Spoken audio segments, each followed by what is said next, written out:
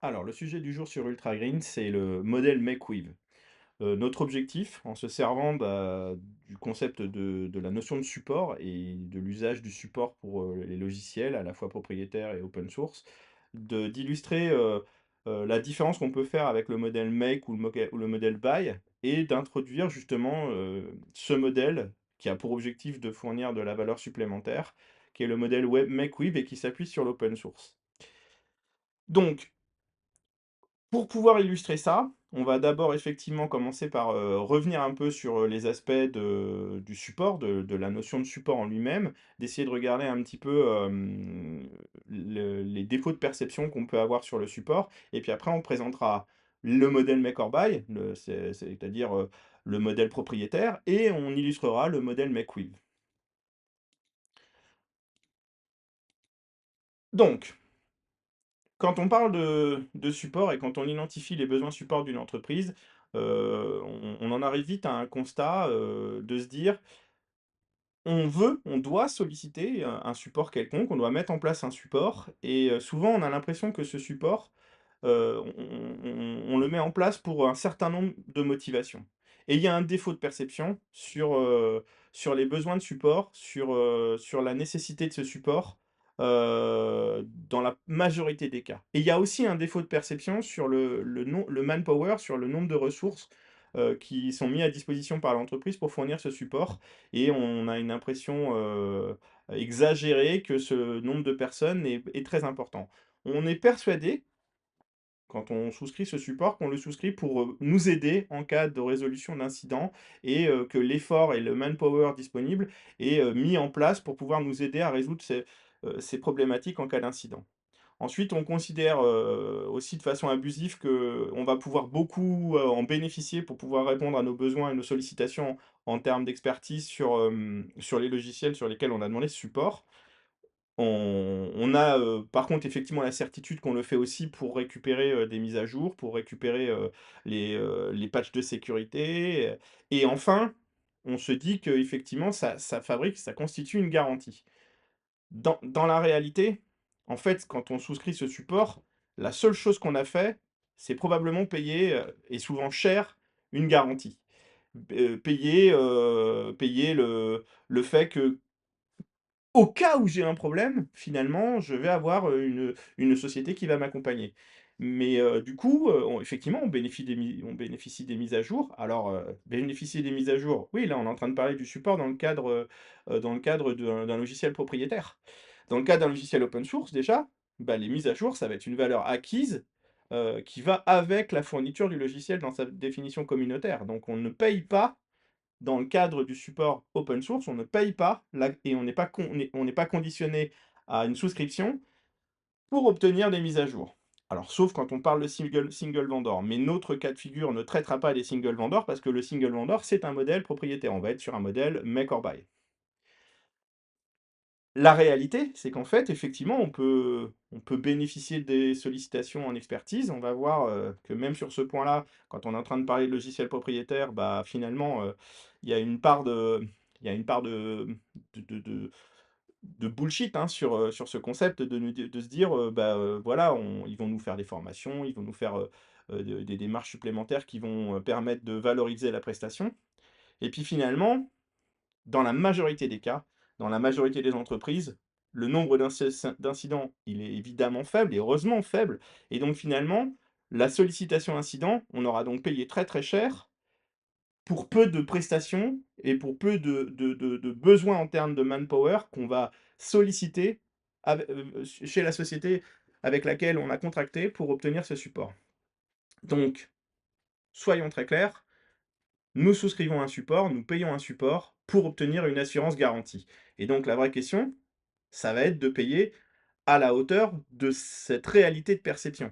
Donc dans la majorité des cas, on va voir que dans le logiciel propriétaire, ça va pas être le cas parce que cette, souscription, elle va avoir des conditions. Si on revient sur justement le modèle propriétaire, le modèle bail, commençons par lire, en partant de la gauche. Je suis une entreprise et je consomme un produit. Je veux consommer un produit parce que pour consommer ce produit, il va falloir d'abord le payer et probablement souscrire du support. Alors les 2 sont pas systématiquement corrélés, mais dans l'extrême majorité des cas, la consommation du produit est corrélée à la contractation d'un support. Sinon, on va pas avoir les mises à jour et on va même voir qu'un certain type de produits ne peuvent être consommés qu'avec cette contractualisation du support. On est donc obligé de contracter le produit et sa solution de support avec la même structure, avec le même éditeur, cet unique éditeur qui produit le logiciel. Si on regarde de façon pragmatique, qu'est-ce que nous propose cet éditeur? Donc il nous propose son produit. Bon ça, c'est quand même la valeur initiale qu'on voulait contracter. Maintenant, on va se poser la question du pourcentage de ce qu'on paye par rapport à la valeur du produit et à la valeur du support qu'on consomme. Et on va essayer de regarder, cette valeur ajoutée du support. La valeur ajoutée du support, bah, c'est une valeur proposée. C'est une valeur qu'on va commencer à identifier par, justement, cette réponse en expertise qui se matérialise malheureusement souvent sous forme de formation. Et si finalement on regarde ces formations, si on avait eu à les consommer de façon séparée par rapport à la population qu'on va toucher dans notre entreprise, on va vite se rendre compte que ce sont des formations qui sont surfacturées. À un tel point qu'on peut même se poser la question de savoir pourquoi à la pause, il n'y a pas des petits blinis avec du caviar. Deuxième point, bah, oui, l'éditeur va venir régulièrement nous voir, nous amener des petits goodies et ainsi de suite. On est simplement en train d'accepter de faire du marketing gratuit de la solution dans notre entreprise. On est en train d'habituer les salariés de l'entreprise à entendre parler de tel ou tel produit logiciel, de telle solution, parce qu'ils vont voir des logos, ils vont voir des tapis de souris sur lesquels le logo est omniprésent. Ça permet de rendre, vivante l'image du produit dans notre société. On va voir que ça peut aller beaucoup plus loin. Souvent, en plus, ces supports, sont construits avec des différents niveaux, premium, et ainsi de suite et puis, bah, moi, c'est ce que j'aime appeler, le fait qu'on obtient un statut honorifique de vache à lait premium. Ah oui, oui, c'est-à-dire pour obtenir le vrai niveau de support qu'on était en droit d'attendre du logiciel, on va devoir payer au prix fort parce qu'on va nous dire: «Oui, mais pour obtenir le niveau que vous voulez, bah, les tableaux de tarification sont construits pour nous emmener à se dire, bah, celui qui m'intéresse réellement, c'est celui qui est au plus haut niveau. Donc on devient une vache à lait. Et là où ça devient encore plus grave, et ça c'est le cas dans les grandes entreprises, souvent on vient nous mettre à notre disposition une personne dédiée, une personne qui va pouvoir, être sollicitable à l'intérieur de l'entreprise, le fameux Technical Account Manager. Ne vous trompez pas, hein, cette personne, elle est là pour faire du pré-audit, elle est là pour faire, pour être présente dans l'entreprise, pour s'assurer que le niveau de couplage est suffisant, que le niveau d'appropriation de la solution est suffisant et dès l'instant où il va être effectivement, vraiment, vraiment, vraiment diffusé, bah, il va faire du pré-audit. Il va s'assurer que, nous, entreprise, nous payons bien à la hauteur de l'usage qui est fait dans l'entreprise. C'est un espion injecté. Donc, si on regarde ce qu'il y a derrière le modèle propriétaire, on parle de code fermé. Ce code fermé, c'est ce qui explique le monopole sur le code, c'est ce qui explique le fait qu'on n'a pas d'alternative d'exploitation, on ne peut pas faire appel à une autre société que celle qui produit le logiciel pour nous aider et nous accompagner sur le logiciel, ou alors à de rares exceptions, et quoi qu'il arrive, ce serait presque de la réassurance. Et finalement, ce code fermé, faut pas se tromper non plus, il va, démontrer plus, un nombre de développeurs faible par rapport à des logiciels open source sur lesquels les communautés sont élevées et le nombre de contributeurs sont élevés. C'est aussi quelque part, bah, ce qui va entraîner souvent une mauvaise réactivité sur le support puisque, bah, les acteurs souvent qui font le support sont les acteurs qui développent la solution. Donc c'est soit ils développent de la valeur pour le business, soit ils font du support. Donc, il faut effectivement faire en sorte qu'on maximise les coûts de ce support pour, permettre effectivement de justifier des ressources et limiter au maximum les ressources qu'on on met à disposition sur l'activité de support pour favoriser l'activité de développement. Pour finir, pour parler sur la prise en compte des besoins, vous consommez un produit et vous devez vous adapter au produit. Le produit s'adaptera pas à vous. La société, elle veut un produit qui lui permette d'être une réponse à un consensus le plus global possible. Il est fort peu probable que les besoins des uns et des autres soit, suffisamment défini de façon suffisamment générique pour que on garantisse une couverture complète de votre besoin, du besoin spécifique d'une entreprise par rapport à une autre. Donc si on résume, bah, au niveau du coût, bah, c'est très élevé et c'est très élevé au regard de la valeur proposée. La valeur ajoutée, si on enlève, tout ce que j'ai défini comme valeur proposée, si on se rappelle le premier slide qu'on a vu, bah, finalement on s'aperçoit que, n'oublions pas, nous payons une assurance et qu'il serait quand même souhaitable de payer à la hauteur de ce que doit être une assurance et pas plus cher par rapport au fait que la prestation et le manpower sollicité et sollicitable sont plus faibles que ce qu'on perçoit quand on commence à s'évoquer la nécessité du support. Au niveau du risque, bah, le logiciel, fermé ne donne pas plus de garanties sur sa capacité à être, fabriqué, construit, développé de façon sécurisée et puis finalement le risque en cas de problème, bah, il dépend de la capacité de réactivité du support, donc le risque reste élevé. Si maintenant, je regarde ce fameux modèle MakeWiz. Alors MakeWiz, c'est une promesse, c'est une promesse de valeur. Je veux le présenter comme une boucle d'augmentation de la valeur et à la fois de la valeur globale comme de la valeur locale. Je vais rentrer dans ce détail, ce qui est pas un détail d'ailleurs. Donc, je suis toujours cette entreprise, qui, décide de consommer un produit. Sauf que cette fois-ci, elle consomme un produit open source. Ce produit open source, elle peut potentiellement faire le choix de l'utiliser comme tel, donc de ne pas payer de prestations. Elle va donc pouvoir en bénéficier, dans des modalités gratuites, avec la condition de développer la compétence chez elle. Et donc effectivement, l'open source, c'est pas une promesse de se dire, «On va faire du logiciel gratuit et que, il y aura pas de problème» et ainsi de suite. C'est pas parce qu'il est open source qu'il y a pas de problème. Et il y a même d'autres, problèmes qui vont, apparaître sur la maturité dans la maturité d'une entreprise pour consommer de l'open source. Mais disons qu'au moins, je peux faire ce premier choix de m'approprier le logiciel par moi-même. Et je n'ai aucune obligation de contracter quoi que ce soit. Je le consomme directement. Je peux utiliser le logiciel sans un quelconque couplage sur des principes de support. Mais pour des raisons, opérationnelles, pour des raisons, d'exploitabilité des solutions qu'on met en œuvre, on peut faire le choix de matérialiser un support. Et oui, c'est possible. C'est pas parce qu'on fait de l'open source qu'on ne peut pas contractualiser du support. Et en plus, en fait, on va y gagner. On va y gagner parce qu'on peut choisir l'acteur avec lequel on va travailler pour nous fournir ce support. Et on peut même potentiellement aller sur des modèles qu'on ne pourrait pas faire avec du logiciel propriétaire, c'est-à-dire faire de l'isolation avec 2 niveaux de support. Un premier, je suis une entreprise qui a pris l'habitude d'utiliser du logiciel open source. Je contracte un support généraliste qui, m'offre un premier niveau de couverture, un premier niveau de réponse sur l'ensemble des solutions, open source que j'utilise. Potentiellement, ça peut même être nécessaire et suffisant. Mais potentiellement, je peux me dire sur certains logiciels que j'utilise, l'expertise qui m'est proposée par la société qui m'accompagne, la société de services en logiciel libre qui m'accompagne, je la juge pas suffisante ou, ils se sont eux-mêmes exprimés comme non performants ou pas les plus performants sur ce domaine et c'est un monde où il y a une transparence quand même, les mondes des sociétés de services en logiciel libre, bah, effectivement, il y a pas la même dynamique, qu'on peut retrouver dans le monde propriétaire, cette même volonté d'hyper-rationaliser les coûts et on va pouvoir potentiellement se dire: «Je vais faire appel à une deuxième société qui m'offre mon niveau de service, que je considérais comme un service expert» et là, on rentre dans cette fameuse boucle de valeur.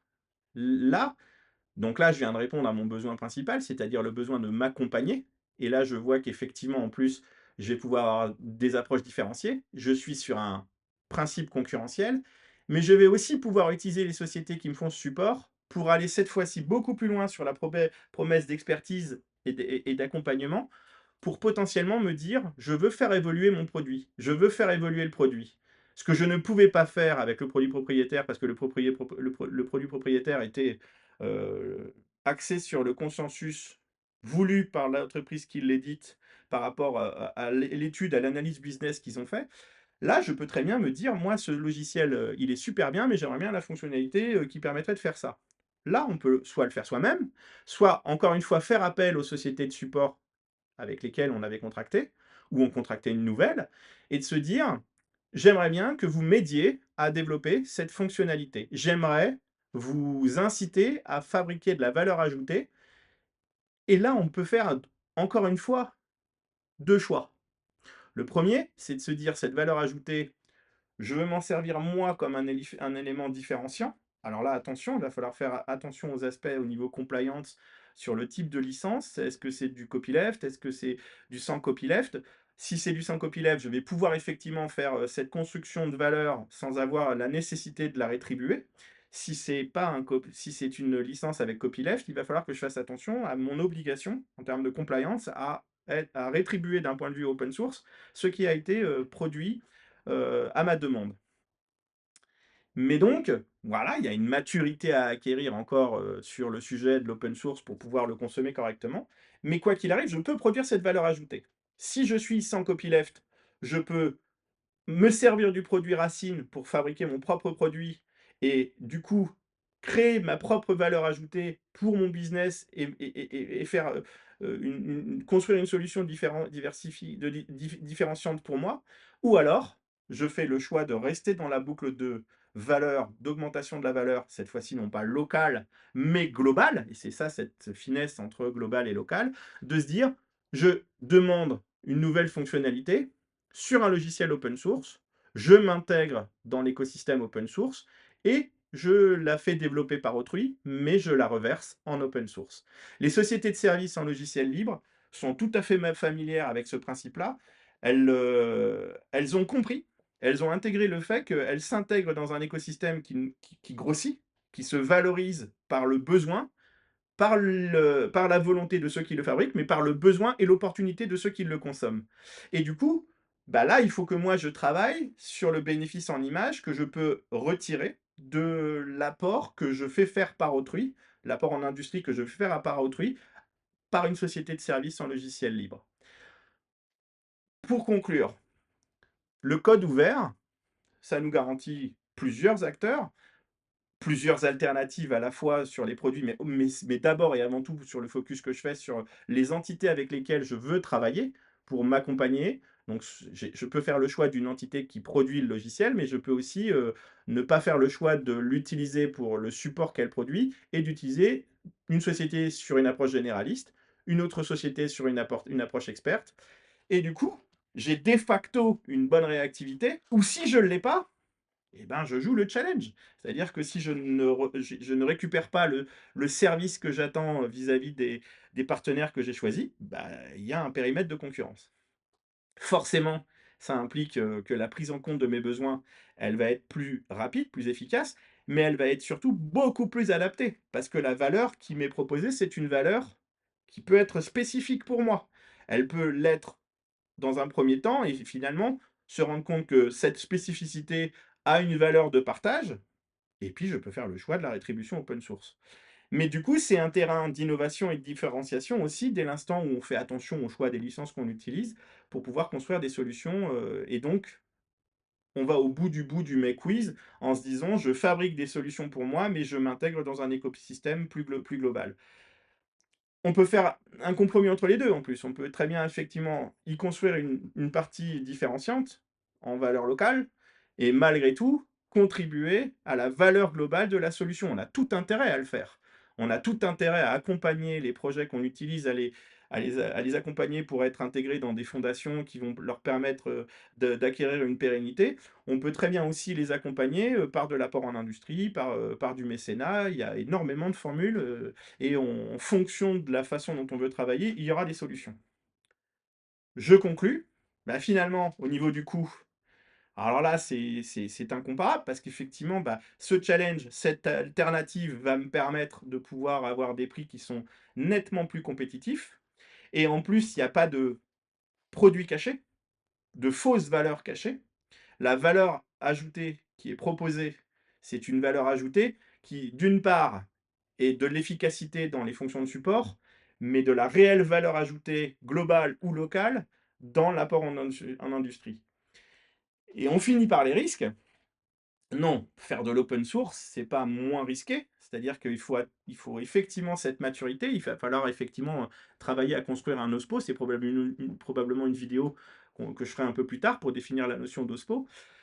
Pour se construire une culture de l'open source, une culture sur la façon de consommer de l'open source, une culture sur la façon de considérer l'open source et des risques que ça me fait courir. Et il faudra monter en maturité sur la notion de compliance. Par contre, ne comprenez pas que l'open source est un risque en termes de qualité du logiciel. Au contraire, un code fermé ne peut de facto pas prouver sa solidité et sa garantie, alors qu'un code ouvert peut le faire. Maintenant, ça met en évidence un dernier point que je voulais souligner sur cette vidéo. Oui, il faut, évaluer la pérennité, la santé, la la la valeur des choix des produits qu'on utilise.